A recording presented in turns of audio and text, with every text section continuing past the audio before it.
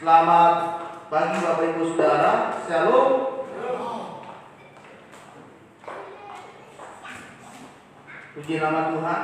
Kita bersyukur hari ini kita masih bisa melakukan ibadah, meskipun ibadah dari rumah, dan juga ada beberapa yang melayani di gereja. Tetapi yang melayani di gereja hanyalah mereka yang tinggal di pastori. Jadi tidak ada yang datang dari luar, tidak ada jemaat dari luar, hanya kami yang berada di pastori gereja. Dan kami semua sudah divaksin virus corona.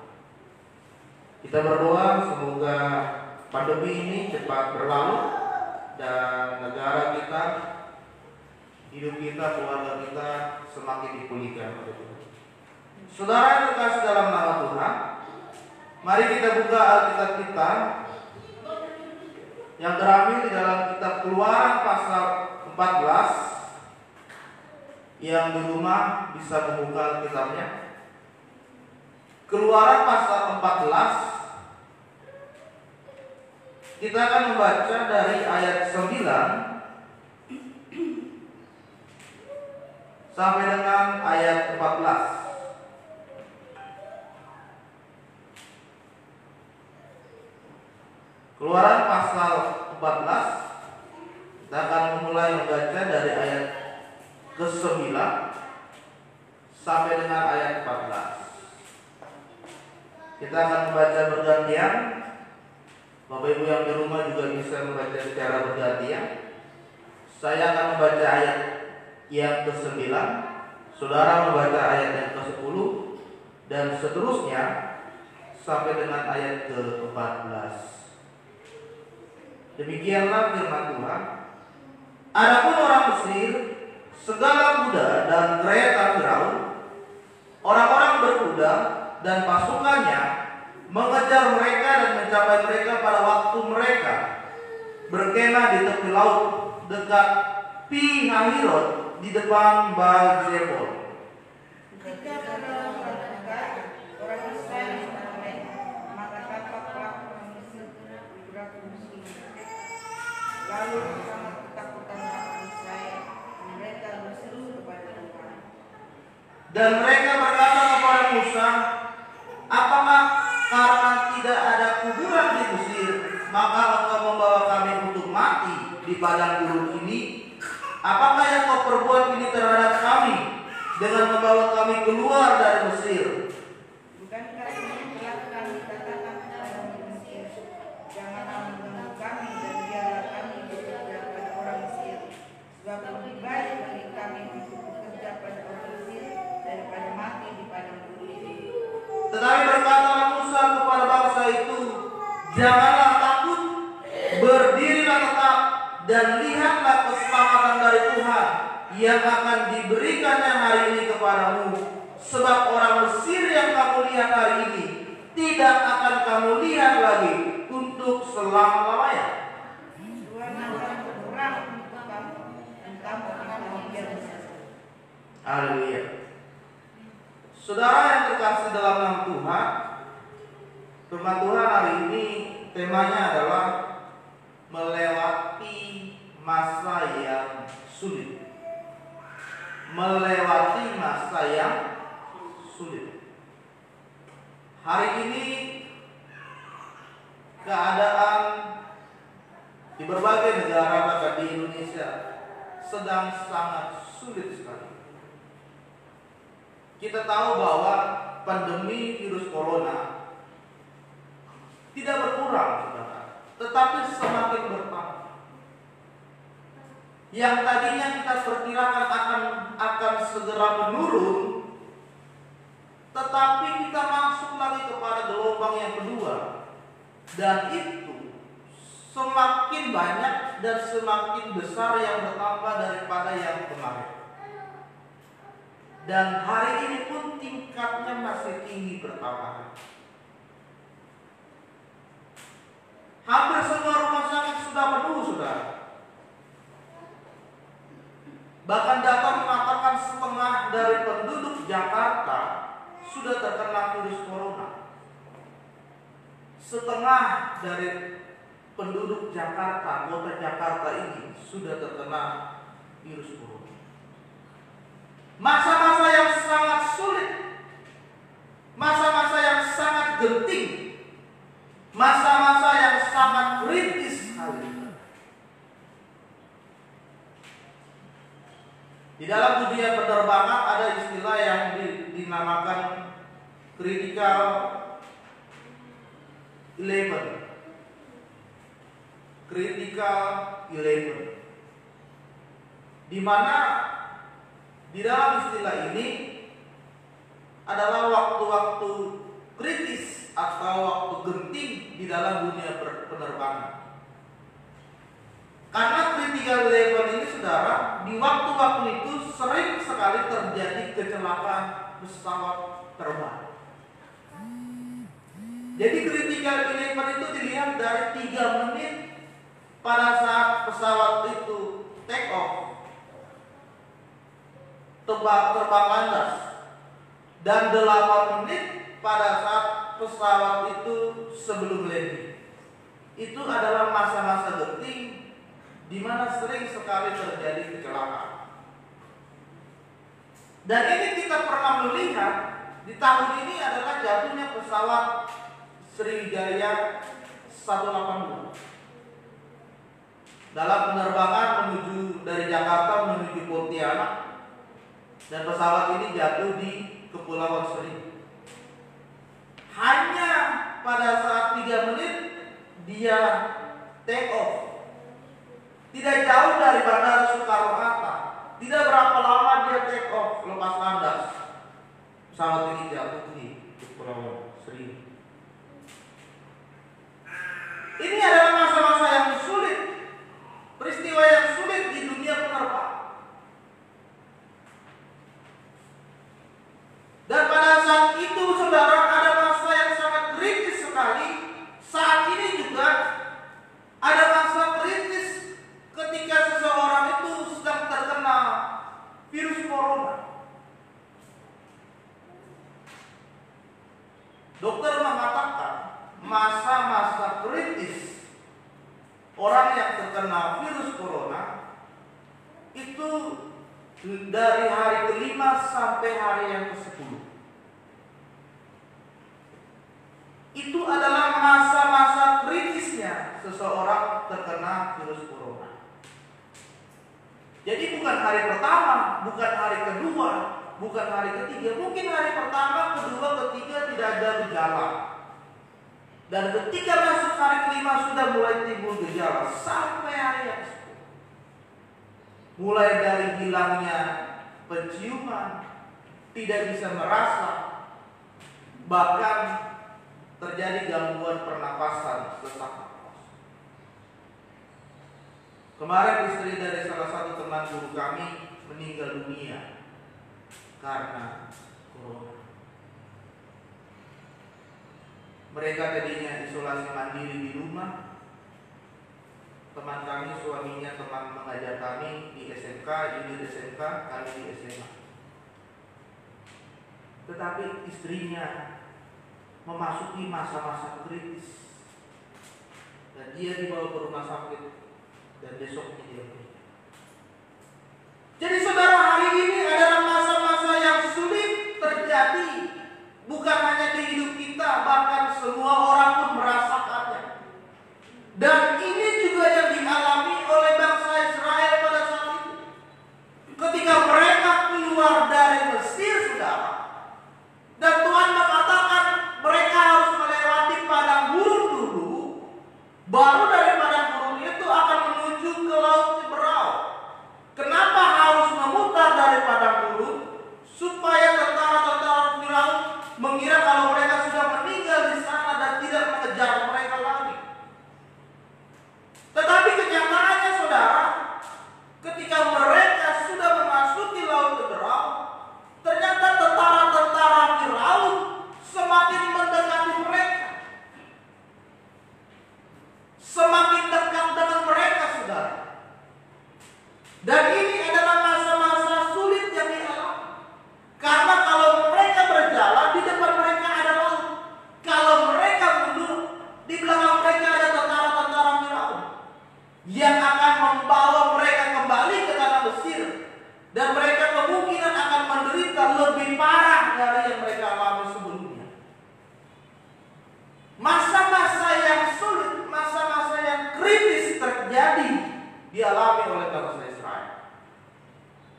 Tetapi kita percaya bahwa Tuhan akan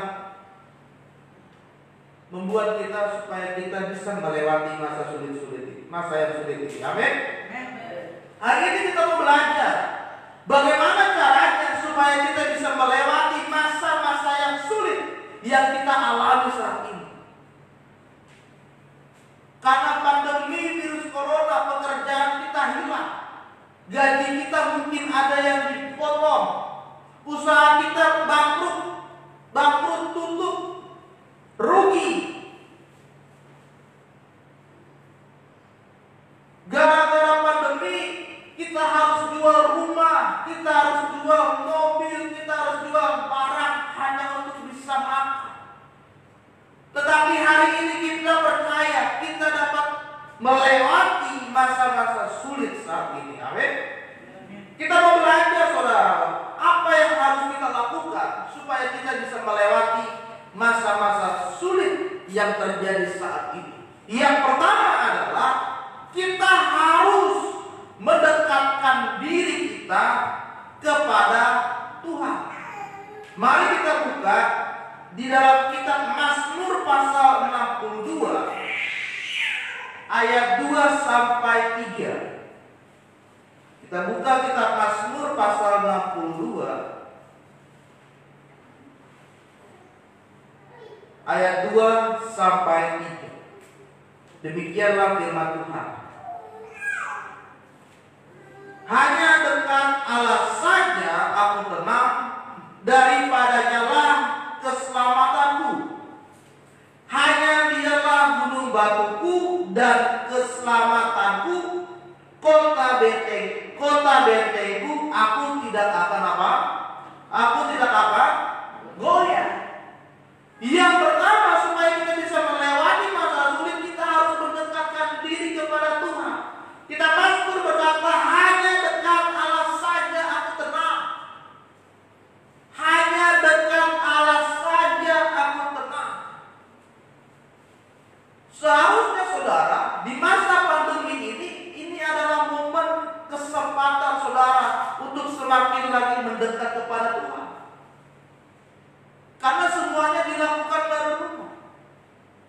Saudara kerja dari rumah, belajar dari rumah, sekolah dari rumah, bahkan ibadah pun dari rumah. Seharusnya membuat saudara semakin dekat dengan Tuhan. Waktu saudara bisa saudara pakai untuk membaca Alkitab bersama dengan keluargamu. Waktu saudara bisa saudara pakai untuk berdoa bersama dengan keluargamu. Waktu saudara bisa saudara pakai untuk ibadah keluarga. Mungkin selama ini tidak pernah ibadah keluarga.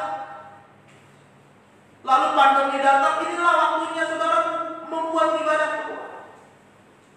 Inilah waktunya saudara saling sharing firman Tuhan kepada keluarga. Mungkin selama ini bapaknya tidak pernah menyampaikan firman Tuhan kepada anak. Inilah waktunya.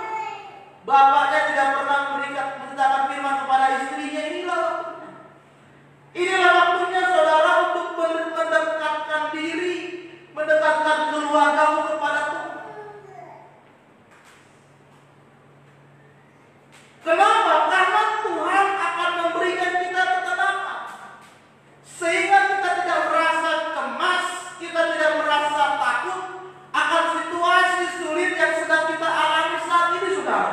Firman Tuhan berkata, dengan Allah saja aku tenang, daripadanya lah apa? Keselamatan. Dia kota bentengku, dia gunung batuku, aku tidak akan goyah. Mendekat kepada Tuhan, itu artinya kita semakin merasakan kehadiran Tuhan. Setiap orang yang dekat dengan Tuhan akan merasakan Tuhan itu hadir. Tuhan hadir di dalam hati saudara. Tuhan hadir di tengah-tengah keluarga saudara.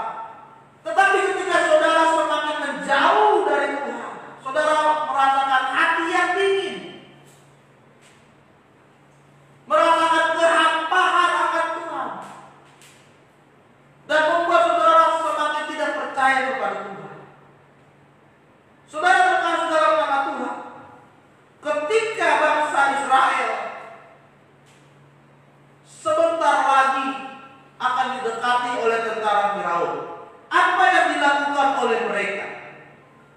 Di ayat yang ke-10 mengatakan, ketika mereka merasa ketakutan, yang mereka lakukan adalah mereka berseru kepada siapa? Kepada Tuhan. Saudara takut hari ini, saudara cemas hari ini, saudara khawatir hari ini, saudara gelisah hari ini, berserulah kepada Tuhan. Panggil nama Tuhan di dalam hidup saudara. Tuhan akan memberikan kita ketenangan untuk menghadapi masalah-masalah yang sulit saat ini. Saudara terkasih dalam nama Tuhan, salah satu tokoh dunia yang bernama Christopher Columbus, dia adalah seorang pelayar yang berasal dari negara Italia. Dia adalah orang Italia. Dan pada saat itu dia memiliki misi ingin menemukan dunia yang baru. Maka berlayarlah dia. Dia bawa anggotanya, dia berlayar dari Italia. Dia pergi ke Spanyol, lalu dia pergi ke Portugal saat itu. Lalu dia mulai berlayar mencari dunia yang baru. Dan akhirnya saudara, sampailah dia menemukan satu tempat. Dan dia menamakan tempat itu adalah Amerika. Dan sekarang menjadi benua Amerika. Perjalanan yang ditempuh oleh Christopher Columbus itu bukanlah hal yang mudah. Dia menempuh waktu berlayar itu kurang lebih 1 tahun saudara, untuk menemukan benua Amerika. Dan dia harus berlayar melewati Samudra Pasifik. Samudra Pasifik itu adalah samudra lautan yang paling ganas di bumi ini. Kenapa saudara? Karena di samudra itu sering sekali terjadi badai yang ganas. Badai yang sangat ganas. Sering sekali, setiap hari selalu ada badai. Dan ini yang dialami oleh Christopher Columbus. Dia bisa menerjang badai, dia bisa melewati badai, dia bisa memiliki ketenangan untuk terus berlayar. Karena dia percaya Tuhan beserta dengan dia. Amin. Hari ini saudara, mendekatlah kepada Tuhan. Dekatkanlah dirimu kepada Tuhan. Tuhan akan memberikan ketenangan di dalam hidup saudara. Yang kedua, yang kita lakukan supaya kita bisa melewati masa sulit, yaitu jangan pernah menyerah. Mari kita buka kitab Amsal pasal 24 ayatnya yang ke-10. Saudara yang di rumah juga bisa membuka Alkitab ya. Amsal pasal 24 ayat yang ke-10. Demikianlah firman Tuhan. Jika engkau tawar hati pada masa kesesakan, apa? Kecillah apa? Kekuatanmu. Jika engkau tawar hati pada masa kesesakan, kecillah kekuatan. Ini sempat dialami oleh bangsa Israel pada saat itu saudara. Ketika mereka sedang berada di tengah-tengah keadaan yang terdesak, maka mereka berkata kepada Musa, Musa, kalau begini lebih baik kami mati saja di padang gurun ini. Kalau begini Musa, lebih baik kami kembali saja ke Mesir, menderita seumur hidup kami di sana. Mereka mulai tawar hati. Mereka mulai putus asa. Mereka mulai menyerah. Karena mereka pikir sudah tidak ada lagi jalan, saudara. Sudah tidak ada lagi pertolongan. Karena di depan mereka ada laut, di belakang mereka ada tentara-tentara Mesir yang akan menangkap mereka kembali ke tanah Mesir. Mereka hampir menyerah. kita harus bergerak melangkah terus ke depan. Saudara yang terkasih dalam nama Tuhan, di tengah-tengah kondisi yang susah saat ini, jangan pernah menyerah. Karena tidak ada yang mustahil bagi Tuhan. Segala sesuatu Tuhan bisa lakukan di dalam hidup saudara. Amin. Ada peribahasa yang mengatakan, jika salah harus diperbaiki, jika gagal harus dicoba lagi. Tetapi jika menyerah, semuanya itu akan selesai. Jika saat ini saudara salah di dalam hidup saudara, perbaiki. Cara hidupmu salah. Kalau melakukan banyak dosa, perbaiki. Jika selama ini saudara mengalami kegagalan, melamar kerja, ditolak, di sana sini, coba lagi. Ya. Lalu mencoba usaha, gagal, coba lagi. Tetapi ketika saudara menyerah, maka di titik itulah saudara sudah selesai. Saudara yang terkasih dalam nama Tuhan, jangan pernah menyerah. Oleh sebab itu saudara, apa yang saudara dengar itu akan menentukan hidup saudara. Misalkan saudara mendengar tentang hal-hal yang tidak baik, hal-hal yang mematahkan semangat saudara, lalu hal-hal yang tidak benar, maka itulah yang akan menentukan hidup saudara. Jika saudara sering mendengar hal-hal yang mengecewakan tentang diri saudara, wah, si dia nih orangnya nggak baik nih, dia suka ngomongin orang, dia suka menipu, dia suka berbohong, jangan percaya. Maka itu akan terus menjadi gaya hidup saudara. Tidak percaya kepada orang, ya kan? Menjadikan diri saudara yang paling benar, gitu kan? Oleh sebab itu saudara, jangan menyerah. Artinya saudara harus semakin belajar bagaimana meresponi segala sesuatu yang ada saat ini dengan benar. Ketika saudara mendengarkan berita dari orang lain, harus dipertimbangkan dulu, diamati dulu, dicari tahu dulu kebenarannya, baru saudara bertindak. Sama seperti ketika ada berita di WhatsApp gitu ya, kita langsung share kepada orang lain, karena di bawahnya dibacanya share kepada 10 teman kamu gitu ya. Kita langsung share nih saudara, ternyata itu adalah berita bohong, hoax, berita palsu. Itu salah. Jadi ketika saudara mendengar berita, harus dicari tahu kebenarannya lalu bertindak. Jangan pernah putus asa dalam mencari Tuhan. Jangan pernah putus asa. Itu sebabnya saudara harus tetap berdoa dan berharap kepada Tuhan. Orang yang pantang menyerah adalah orang yang selalu berfokus kepada Yesus, bukan kepada masalah.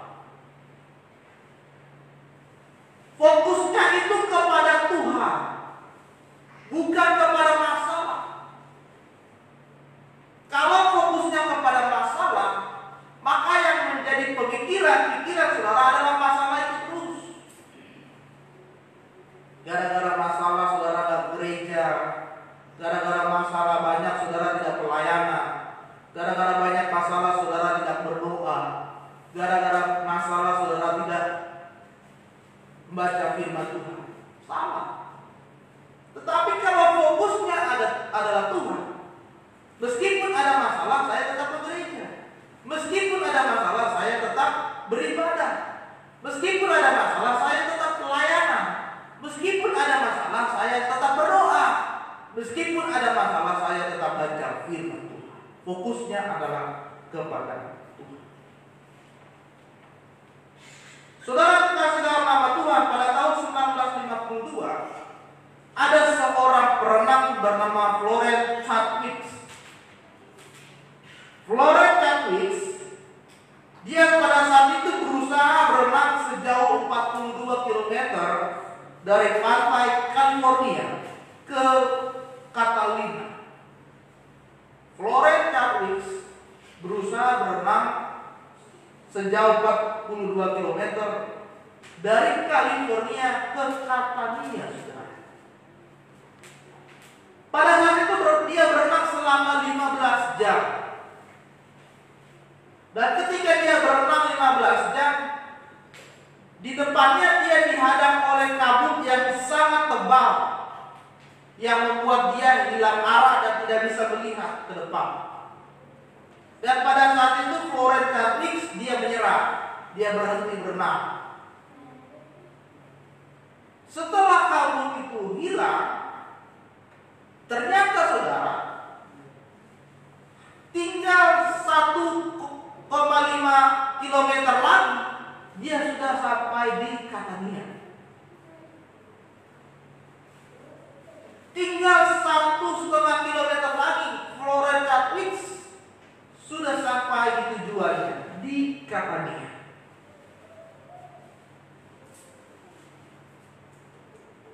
Dan pada saat itu dia berpikir, saya tidak boleh menyerah.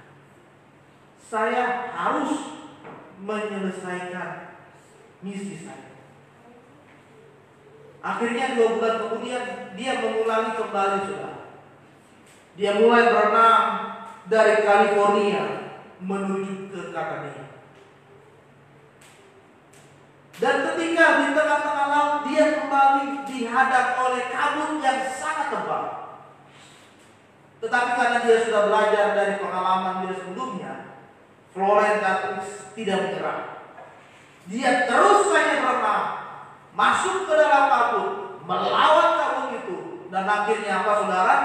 Dia akhirnya tiba di Catania. Dia bisa menyelesaikan misinya. Berenang sejauh 42 km. Dan dia mencatat rekor dunia saat itu sebagai perenang wanita yang bisa berenang selama itu. Lalu dia ditanya oleh orang, kenapa kamu bisa berenang begitu lama dan bisa melewati kabut yang tebal? Florence Chadwick ini berkata bahwa selama saya berenang, yang saya bayangkan adalah garis pantai yang akan saya tuju.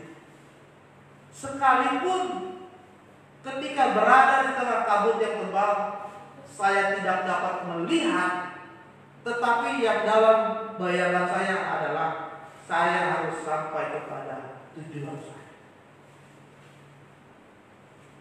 Jadi saudara, apa yang menjadi tujuan hidupmu saat ini? Apa yang menjadi mimpimu ke depan saat ini? Apa yang menjadi harapan dan keinginan saudara saat ini? Teruslah berjuang, jangan menyerah. Tuhan bersama saudara. Amin. Yang ketiga saudara, yang terakhir, bagaimana caranya supaya kita bisa melewati masa sulit? Yang ketiga adalah selalu mengandalkan Tuhan. Mari kita buka kitab Yeremia pasalnya yang ke-17.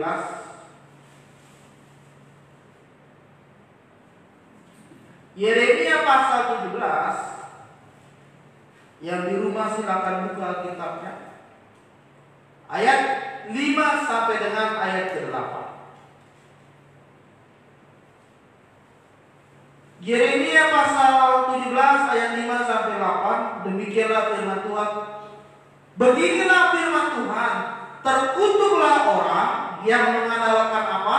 Mengandalkan manusia, yang mengandalkan kekuatannya sendiri, dan yang hatinya apa? Menjauh dari Tuhan. Ia akan seperti semak bulus di padang belantara. Ia tidak akan mengalami datangnya keadaan baik.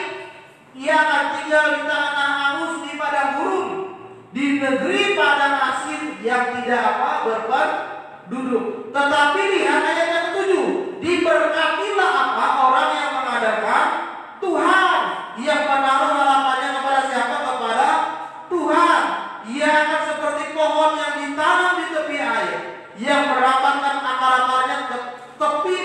air, dan yang tidak mengalami datangnya panas terik, yang daunnya tetap hijau, yang tidak khawatir dalam tahun kering, dan yang tidak berhenti menghasilkan apa? Menghasilkan buah. Firman Tuhan jelas mengatakan, diberkatilah orang yang mengandalkan Tuhan, tetapi terkutuklah orang yang mengandalkan manusia. Saat ini siapa yang menjadi andalan di dalam hidup saudara? Ayat kelima berkata, orang yang mengandalkan manusia, orang yang mengandalkan kekuatannya sendiri, dan orang yang hatinya menjauh dari Tuhan, terkutuklah dia. Di dalam Keluaran dikatakan ada kutuk, ada berkat. Mengandalkan Tuhan, saudara, artinya adalah kita harus lebih confident, kita harus lebih yakin, kita lebih merasa aman, kita lebih percaya, dan kita lebih mempercayakan hidup kita sepenuhnya hanya kepada Tuhan. Bagaimana seorang atasan mengandalkan salah satu karyawannya untuk melakukan pekerjaannya dia, artinya kan dia sudah percaya sepenuhnya kepada bawahannya ini. Misalkan ada bos, dia punya asisten pribadi. Bos ini selalu mengandalkan asistennya, dan asistennya ini tahu apa yang diinginkan oleh bosnya, karena dia percaya kepada bawahannya. Yang mengandalkan Tuhan adalah kita percaya dan kita menyerahkan sepenuhnya kepada Tuhan. Tidak berharap kepada yang lain, saudara. Tidak berharap kepada manusia, kepada saudaramu, kepada tetanggamu, bahkan kepada kenalanmu, bahkan relasimu yang punya jabatan yang lebih tinggi. Tidak. Firman Tuhan katakan, mengandalkanlah Tuhan. Ketika kita mengandalkan Tuhan, di ayat yang ke-8 kita akan seperti pohon ditanam di tepi air. Artinya, saudara, kita akan selalu melekat kepada Tuhan di dalam roh dan kebenaran, di dalam kebenaran firman Tuhan.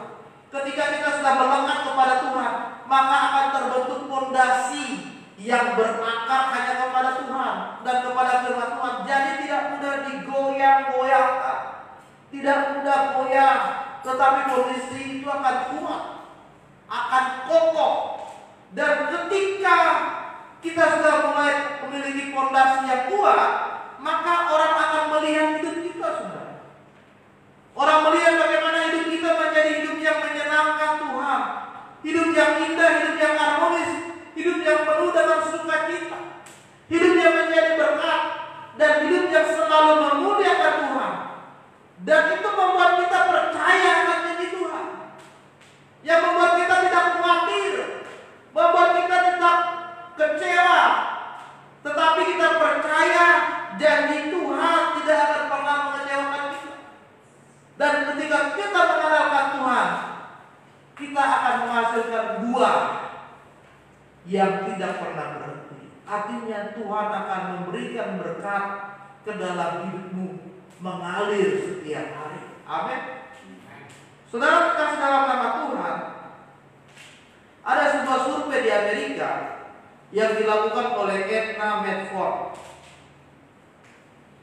Survei ini mengatakan begini, saudara. Di Amerika, Abraham Lincoln itu adalah, berdasarkan survei, adalah presiden terbaik di Amerika sepanjang sejarah. Dari survei itu, rakyat Amerika mengakui bahwa Abraham Lincoln adalah presiden terbaik di Amerika sepanjang sejarah. Dan ini dibuktikan dengan sebuah kisah bahwa pada suatu hari ada seorang yang sangat dekat dengan Abraham Lincoln yang pada saat itu sedang berjalan melintasi kamar Presiden Amerika, Presiden Abraham Lincoln di Gedung Putih. Karena Presiden Amerika bertempat tinggal di Gedung Putih. Lalu orang ini ketika dia melewati kamar presiden itu, dan kebetulan pada saat itu pintunya sedikit terbuka, saudara. Lalu tidak sengaja dia mendengar seperti ada suara orang sedang berbicara di dalam kamar itu. Seperti ada suara orang yang sedang berbicara. Karena rasa penasaran, akhirnya dia coba melihat siapakah orang yang sedang berbicara. Ternyata saudara, ketika dia mengintip ke dalam kamar tersebut, ternyata dia sedang melihat sang presiden Abraham Lincoln. Dia sedang berlutut di samping tempat tidurnya, dan dia berdoa dengan sepenuh hati. Dia berkata, Tuhan Yesus, Tuhan tolonglah saya dalam memimpin bangsa yang besar. Abraham Lincoln berlutut berdoa, menyerahkan semuanya kepada Tuhan. Dia hanya mengandalkan Tuhan. Dia meminta hikmat, dia meminta kekuatan dari Tuhan supaya dia bisa memimpin negara Amerika dengan bangsa yang besar. Hari ini saudara, seorang presiden Amerika saja dia mau mengandalkan Tuhan. Apalagi kita. Kita hanya orang biasa. Kita tidak ada apa-apanya di hadapan Tuhan. Oleh sebab itu saudara, mari rendahkan dirimu. Rendahkan hatimu. Andalkan Tuhan di dalam kehidupan saudara. Di masa-masa sulit ini, di masa-masa kritis ini, di masa yang susah ini, hanya Tuhan yang kita andalkan. Karena hanya Tuhan